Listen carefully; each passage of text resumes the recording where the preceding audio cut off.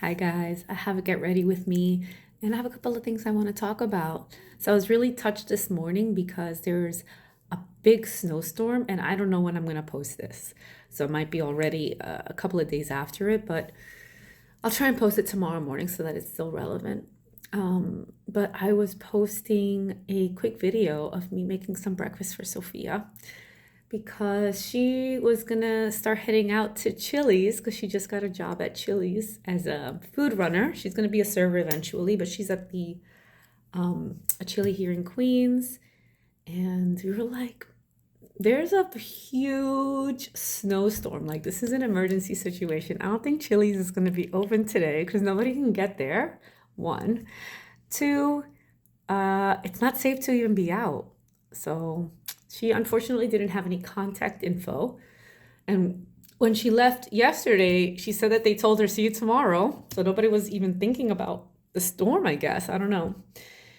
And so I made her breakfast and then I recorded it a very quick short, like my quickest short, which is like 25 seconds. I never make shorts that quick.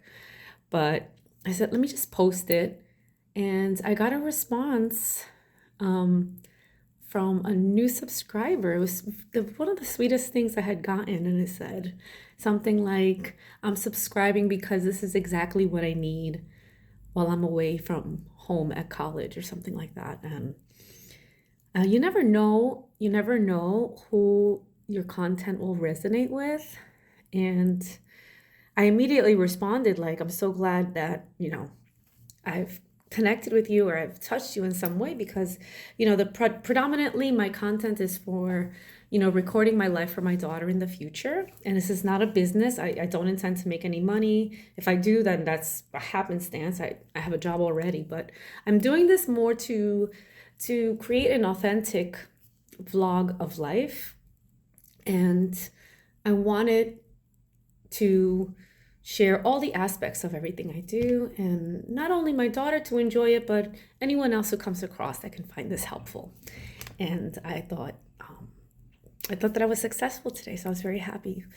And I'm gonna do a get ready with me. I wasn't intending to, but I wanted to share that. So I, figured let me do it as a get ready with me because I am gonna get ready anyway because I was gonna film a couple of things. But I have two other interesting non-fashion vlogs coming up. One is I do a complete sticker scene from start to finish. Unfortunately, I couldn't do it all in one go. I accidentally pressed stop instead of pause. So it might be two videos. I'm going to see if I can figure out how to put it into one. And also me playing a cozy video game called Strange Antiquities.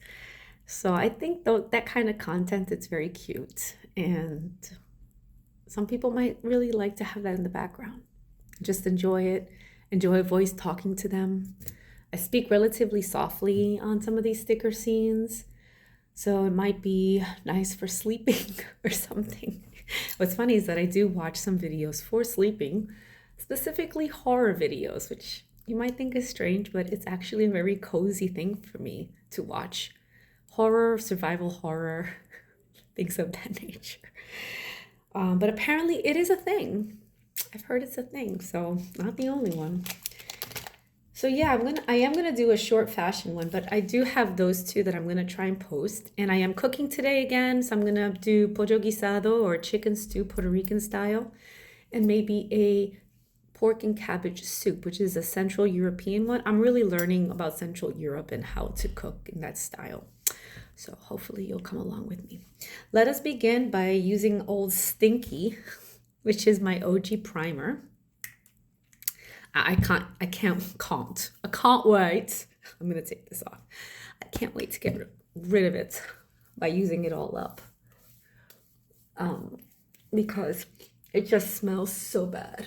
I talk about it all the time.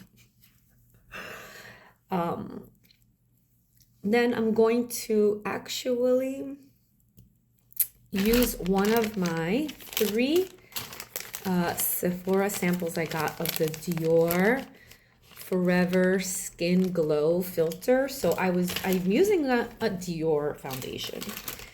and I'm realizing I got the wrong one. This is a little too light for me, and I just ran out of my Forever Makeup Forever or something like that, which was the perfect color combo for me. And so over the last couple of months, I don't go as often as I should. Every time I go into Sephora store, I would be like, can I get samples of this? Oh, I'm interested in getting the foundation. That way I collect a bunch of foundation to delay shopping and buying more makeup. And this is the perfect way to delay buying foundation. So this should tie me over for the next at least month or two, couple of months, because I'm going to use it in combination with this as well. And I'm trying not to spend any money on any type of foundation, so samples are the way to go. And I did a short on some free samples I got at Macy's. Again, whenever possible, especially if you want to try something new but you don't want to spend the money, look to see, it doesn't work for everything obviously, but look to see if you can get samples of things. That you can probably get a sample of a lot of product that you wouldn't have thought you could. So foundation is one of them. So this one I'm going to use today is, let's see, I am going to, I don't know which one I got first, but this one has the color I think I'm supposed to get, which is the 2.5. So I got Dior Forever Skin Glow. And these other ones are Glow Filter or Star Filter. I don't know what the difference is. There's so many kinds. So this one, I got one full container. She filled it up for me. This is what I'm talking about. Like, you know, if you fill up an entire, wow, it smells. I think they're doing a snowblower and it's gas powered. So anyway, yeah, if you use it, like you can see that if I have like 5 of these, and I got 2 more in here, you can almost put together a container.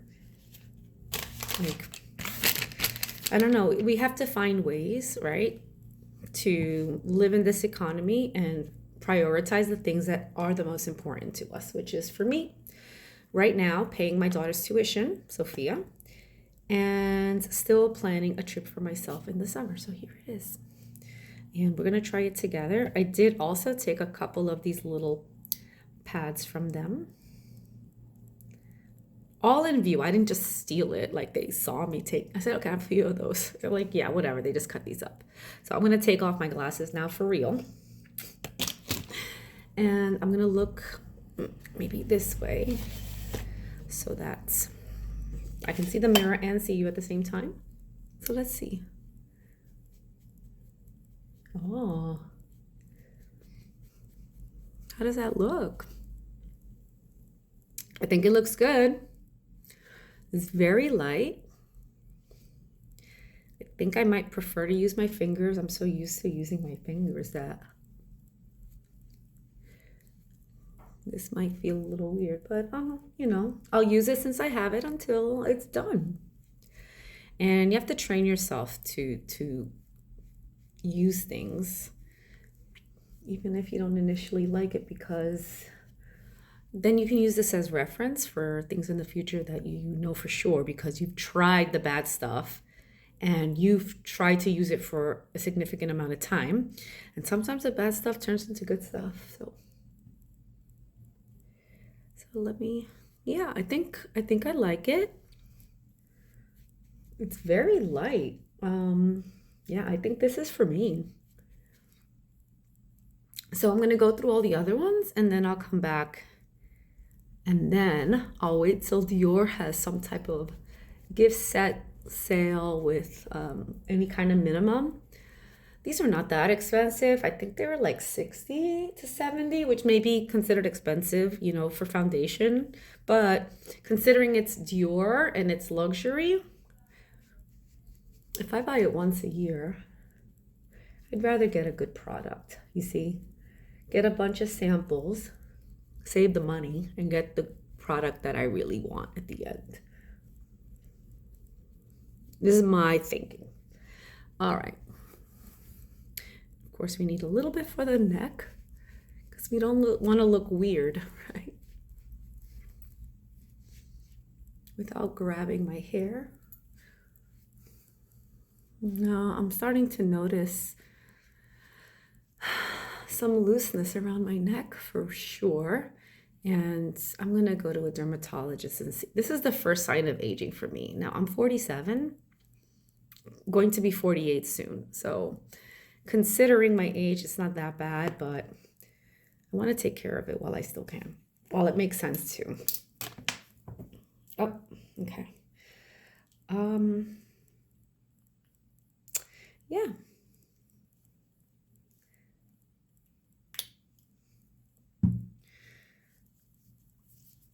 I just saw a video of this young woman. I think she's in her 20s, trying to declutter her eye palette. She has like 70, 80 full palettes of like 5 to 10 to 20 eyeshadows. So she's got literally hundreds upon hundreds of colors. And I don't even use the 5 that I have. I'm just not an eyeshadow person. Although, I can be convinced to be one. I just don't know how to use it. And I just never bothered. But I found it so interesting that, she said she pared down to about 50. And for her, that was a good number. 50 palettes. And that was a good number.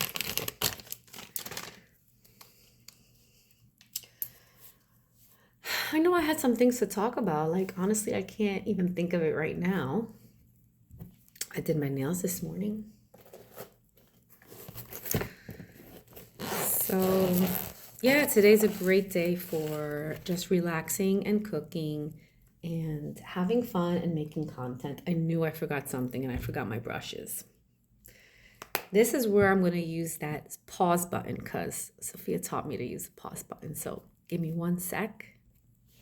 Hey, how was that? I'm back. I'm much better than just watching a blank chair, an open chair for like 30 seconds. I mean, I was gone for less than 30 seconds, but here it is. And I was thinking about part of a post that I did, that I posted this morning that I did a couple of days ago. And it was about like sharing my stories from my childhood, from my young adulthood. I'm not going to say my youth because I'm still young. Thank you very much. But I do have some stories to share. And some of it is a story of my life so that it can be recorded and seen by Sophia in the future or to whoever it could mean something to.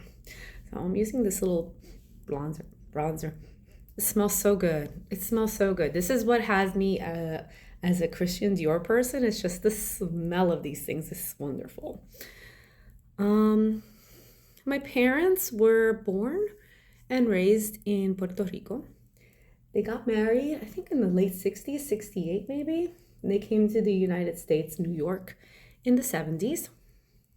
My mom went to Columbia. Oh gosh, I had a brain fart for a second there. She went to Columbia University to their teacher's college.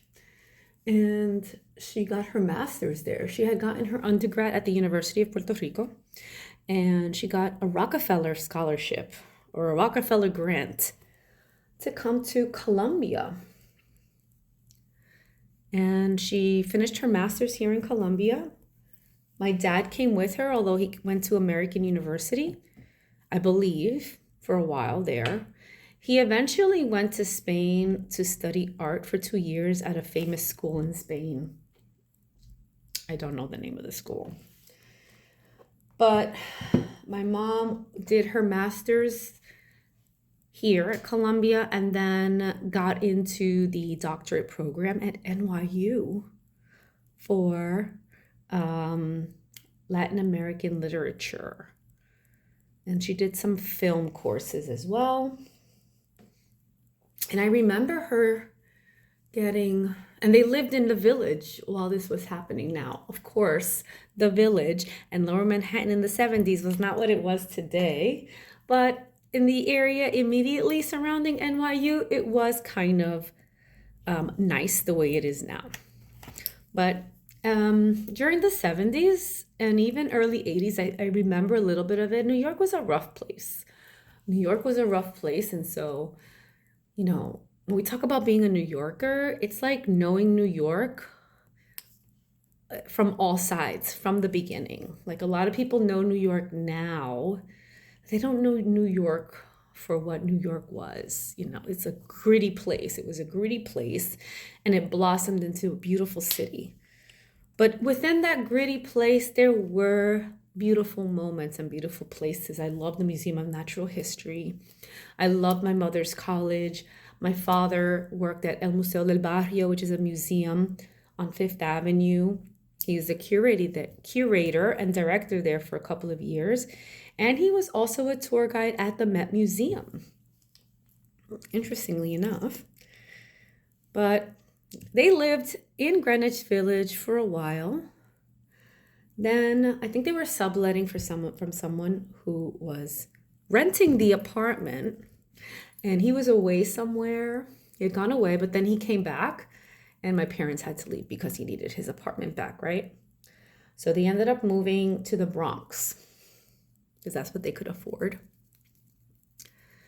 And they lived there for I don't know how many years, but I was born in Manhattan during that time at Lenox Hill Hospital.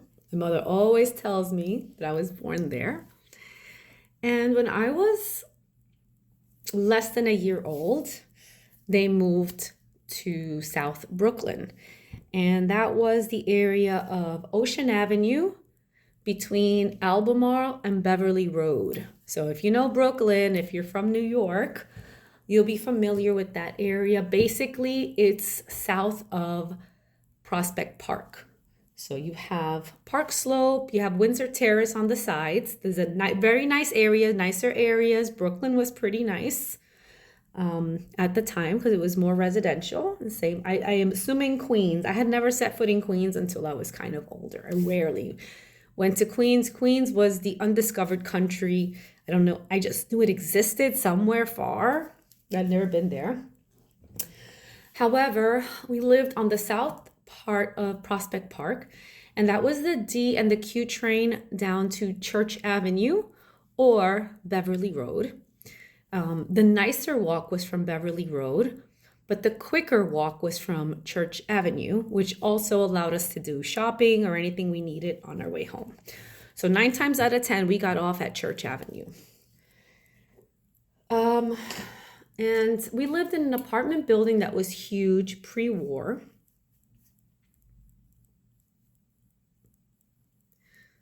I know that I put the other blush, but just wanted to add a little bit more colors.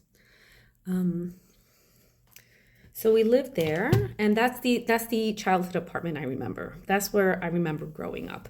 It was huge. I remember living in apartment 4D on the 4th floor. It was the left wing of the building, and my best friend in childhood and my best friend right now, Elizabeth, lived on the right side on the 3rd floor, 3C. And she moved in when I was 5. But I grew up there, and I had a beautiful corner bedroom that literally looked onto the intersection of Ocean Avenue and Albemarle Road. And so I could just look out my window and observe the cars coming and going, people crossing the street, the stoplights, and everything around it. It was such a beautiful scene. I remember being very bored as a child. And just to entertain myself, I'd just sit by the window and look out the window. And I could do that for long periods of time. And I had one window facing the intersection and another set of windows facing the Ocean Avenue Street. And I would look outside of that window as well, just to look up and down the block and see what people were doing. I loved that place. I loved the building. I loved the apartment.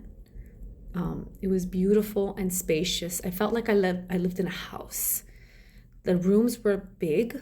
The master bedroom had 2 separate entrances. That's how big it was. And we had a main hallway, a foyer, an entry room, which I guess would have been the living room, But my dad, when he was living with us, used it as his art space and library. They had walls of books, shelves, bookshelves and books. And he used to work in there a lot, and it had like French doors to close it. Then we had a main hallway where there was an entry to the bedroom and a dining room, which was humongous, right next to the kitchen that had like a swinging door that you just go in and out. Now, the kitchen itself was not that big. It's the size of the kitchen I have now, but it was functional, and that's where we had our fireplace. I think about it now, and the apartment was actually a very dark apartment. We faced north. My room was the brightest room, and I think that's why subconsciously I always look for a bright space for Sophia. Like she has now, she has the brightest room in this apartment because, having a bright room for a child, I think is important because I really valued it when I was growing up.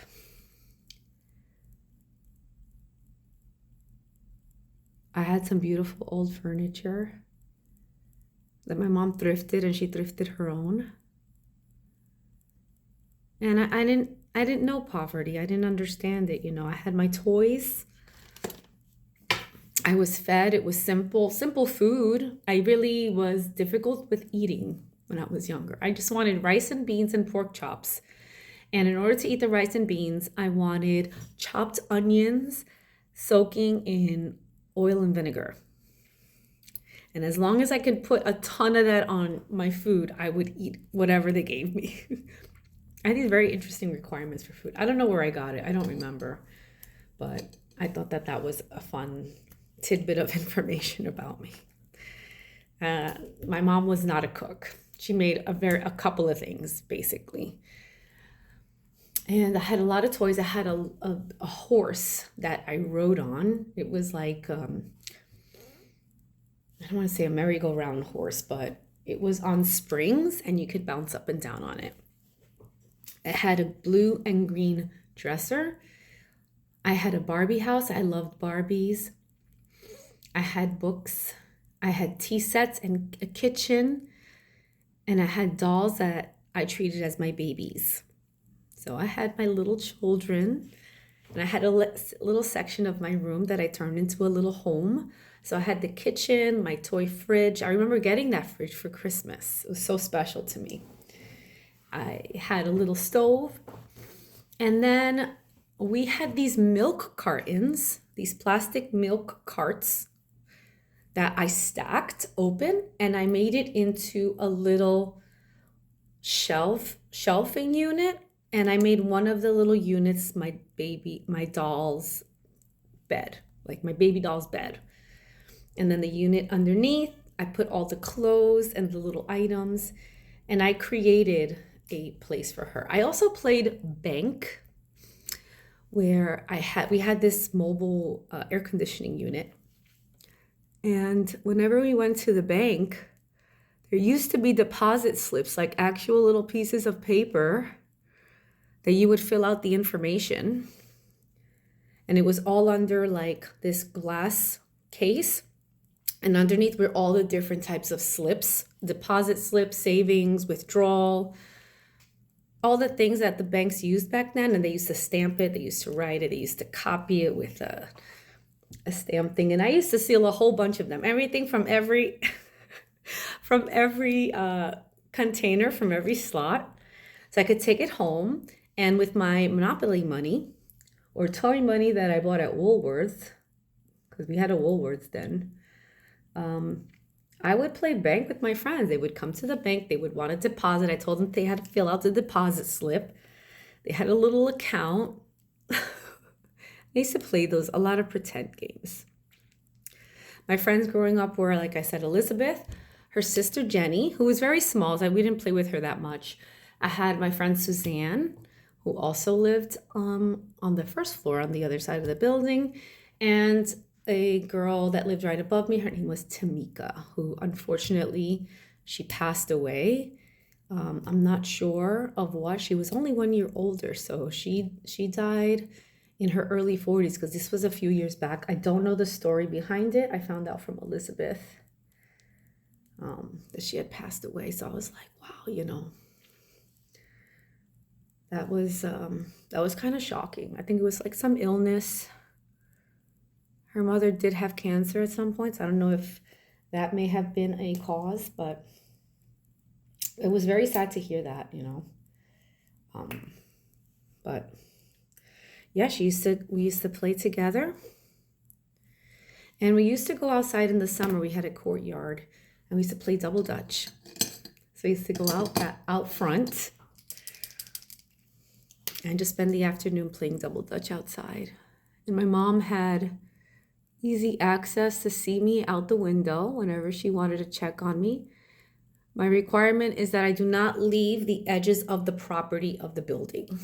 So as long as I stayed within the property, I was allowed to go outside. So yeah, those were the very nice parts of my childhood. I played a lot by myself. I did a lot of pretend. I did a lot of pretend theater. I would create a play. I designed a play with my friend, with Elizabeth, of mermaids under the sea. Her mom, Millie, who also passed away some years ago now, had sewn together our costumes. They were homemade costumes of mermaid princesses. This was before The Little Mermaid or anything like that. It was just shimmery mermaid costumes. Basically a long skirt and a shawl. We just pretended they were fins. So we had fun with that. We did that for Halloween. And there were some boys that lived in the building also who we kind of like talked about, or like, oh my God, did you see him? Like minor crushes, nothing of any seriousness. They were just the boys in the building. But we both went to school, all of us went to school. Now here's an interesting historical thing that happened. Well, it affected me for sure. And that is that we went to a school that was not in our neighborhood. So as I told you, we lived south of Prospect Park, but I went to school at PS 207, which was a school all the way down in Sheepshead Bay. And Sheepshead Bay is a very different neighborhood than the one I grew up in. Okay, my neighborhood had a lot of West Indies people, Haitian, Jamaican, African, and there was not many white people around. And so Elizabeth and I and our friend, Susanna, and we didn't have like Tamika was half Black. Her mother was Chinese or Korean, and her father was a Black man. So she was mixed, and Elizabeth and I were just fully Puerto Rican. And there were Puerto Ricans and there were some Spanish people, but as we grew older, the neighborhood became predominantly West Indies, Haitian, that kind of, those countries from the Caribbean. So there was something called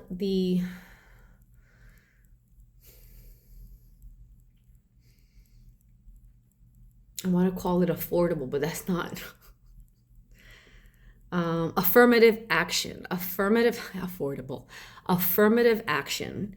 And that was where they meaning, I guess, the city or the Department of Education would bus children from more poorer or difficult neighborhoods into more, predominantly well-off or other well-off neighborhoods to go to the schools there, because the schools there were well funded. So we'd have a school bus come every morning, and I had to be downstairs by 6:30 because it was like a 45-minute drive. And there were two buses. We had to wait in lines for over an hour. Cold, rain, shine, whatever it was. We had to wait outside for those buses, and sometimes there'd be delays. Sometimes we'd be standing there for forever, or there wouldn't be enough room on the buses. I'm not sure who planned that out, but it wasn't always a perfect science. And we'd be bused to the school that was predominantly white. Okay. And I remember clearly being in a room with a bunch of white students. And I think because I could pass, I was white passing. So they would put me in that class with other white students, and they put all the black students in one class, all together. And they really wouldn't integrate them. They kept them separate. It was a segregated school in Brooklyn in the 80s. There was one black student who was in my class for a few of the years. He was a very, very, very intelligent young man. And I think maybe his mother vouched for him very strongly. He did very well on tests. She must have demanded that he be placed in a higher supportive classroom because I don't know, I was a child at the time, but I remember being a hall monitor or taking things or going to the bathroom or taking things to the main office for the teacher. I would pass by some of these classrooms and I'd hear a lot of noise. I'd be, what's happening? And I'd look, they have the window. So I look in and I see the teacher behind the desk just reading his book, and the kids are just jumping up and down and playing around all the time. It makes me wonder now how much education was actually happening. I think, I'm not going to say that they refused to educate them. I'm sure they educated them. However, I know that there was I could feel it in the way they treated them, and that they were always last to come down for lunch, or it was known that nobody liked those kids. And I can't put a word to it or a specific action that happened, but a lot of these people in the administration were very racist, and they were upset that we were busing black kids in from other neighborhoods to invade their school. I think there was some level of that happening. There was, I don't know, I'm sure there was very angry parents about this, and you could tell that they were just separated. They never integrated. When we had recess, the black kids just stayed amongst themselves. They were not fully dispersed. They were kind of kept together. This is my observations as a child growing up, and I'm being very honest. I think not Sophia. Elizabeth's class might have had a little bit more of a mix. There might have been an in-between. I vaguely remember. But there was definitely classes that were just the black kid classes. That was it. And then at the end of the day, we'd be taken to the auditorium and then waiting for a bus to take us home. And the lunch at school, I had to have hot lunch because my mother never made me lunch. I'm pretty much done. I think I'm going to just spray. Maybe I'll put a little bit. The lunch was terrible. School lunch? People say school lunch is bad now. Psh, listen, they've got a salad bar at these schools. You could eat apples. You could grab a little salad. You can grab a milk or buy a muffin. Literally, it was only what they had. So you go in, there's a bunch of trays. They had sloppy joes or like Ilios frozen pizza with a carton of milk and some boiled veggies or something. And that was it. Like if you didn't eat that, there was nothing else. You took the tray and that was it. It was not like, oh, I prefer this or I prefer that. If I was lucky, I got the peanut butter and jelly sandwiches, because when they run out of food, they give out peanut butter and jelly sandwiches. Or sometimes they had a breaded fish fillet with a piece of cheese on top, and I just have all the breading and the piece of cheese, and I drink milk. But other than that, I never ate the lunch. And therefore, I was starving starving by the time I got out of school. And I went home. By the time I got home, I used to make toasted bread and butter. That's all I know how to make as a 6, 7-year-old. And I was starving. Sometimes at school, I'd eat the paper. And that was just so bad because I didn't know paper was treated with chemicals. I just ate little bits of paper just to have something in my mouth because I was so hungry. And then I'd go home and I'd just have a ton of bread and butter until I finally felt stuffed. And I didn't really want to burden my mom or my dad with myself. I don't know what that was about. I would have to delve into those conversations. There were other difficult moments, but I really enjoyed school for the most part, but I was hungry and very thirsty all the time. I rarely got anything to drink during the day, except for the milk and whatever tidbits of food I ate at lunch. And if I could ask to go to the bathroom once, I just drank as much water as I could at the water fountain. Because you couldn't go to get water all the time. And we weren't carrying around water bottles.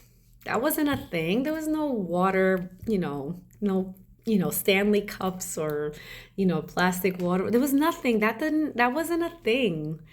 Or at least it wasn't a thing that my mom thought of, unfortunately.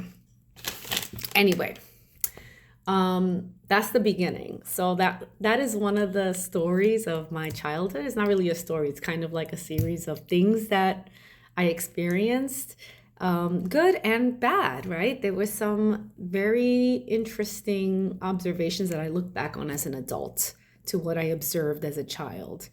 And I don't want to make assumptions or reasonings for why some things, or for some of the things I saw, but I'm going to be honest about what I saw. So yeah, if you have any interesting comments about that, if you experienced that in any way or have something to add to what I'm saying, please let me know. And I'll talk to you in the next one. Bye.